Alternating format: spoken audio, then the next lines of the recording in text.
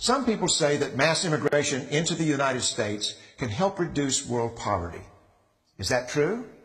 Well, no, it's not. And let me show you why. This gumball represents the 1 million legal immigrants that the United States has taken every year on average since 1990. Now, who in the world deserves our humanitarian compassion? The World Bank has one measure of the desperately poor of the world. They make less than $2 a day. And how many people make less than $2 a day in the world? Well, let's start with Africa. In Africa alone, there are 650 million people who make less than $2 a day. 650 million.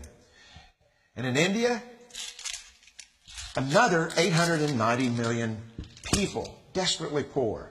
China adds another 480 million people, making less than $2 a day. And unfortunately, the rest of Asia has a heartbreaking 810 million people who the World Bank says make less than $2 a day. And finally, there's 105 million of Latin America's population that are desperately poor. All told, the World Bank says there are 3 billion people in the world. 3 billion people who are desperately poor, making less than $2 a day. That's 3,000 gumballs.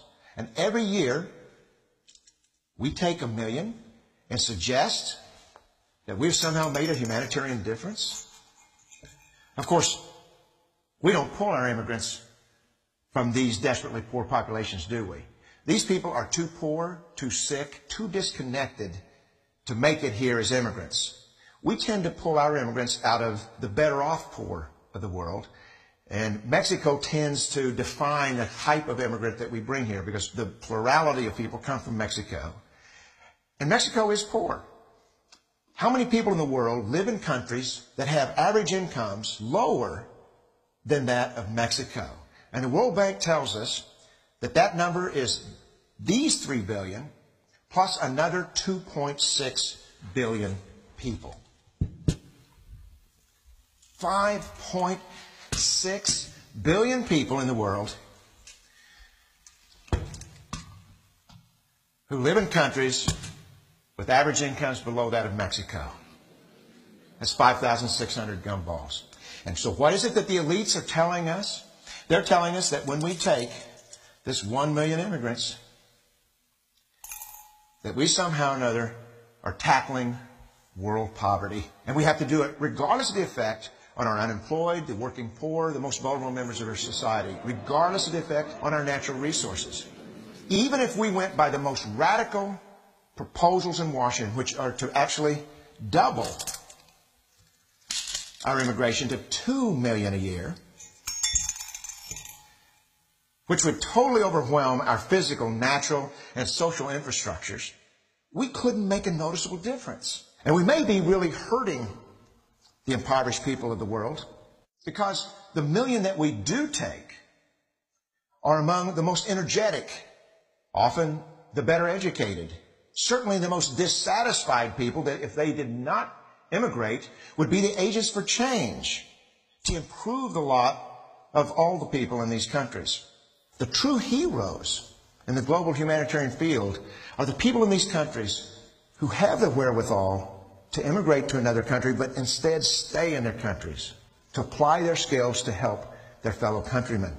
Unfortunately, our immigration system tends to entice these very type of people to abandon their countrymen. The impossibility of making even a dent is actually worse than it looks here. Because last year, when we took 1 million immigrants, these countries added, births over deaths, 80 million more people into the impoverished population. And this year, Congress is bringing in 1 million legal immigrants. And this year, according to the United Nations, these countries are expected to add another 80 million people. And next year, you can be quite sure that Congress, unless stopped by the American voters, will bring in another 1 million immigrants. And these countries, unfortunately, will be adding another 80 million people into these impoverished nations. We could take 5 million a year. But we'd never get ahead of what's happening in these countries. Not in this century. Don't you see? Immigration can never be an effective or significant way to deal with the suffering people of the world. They have to be helped where they live. 99.9% of them will never be able to immigrate to a rich country. There's no hope for that. They have to bloom where they're planted. The only place that 99.9% of these people can be helped is where they live. Let's help them there.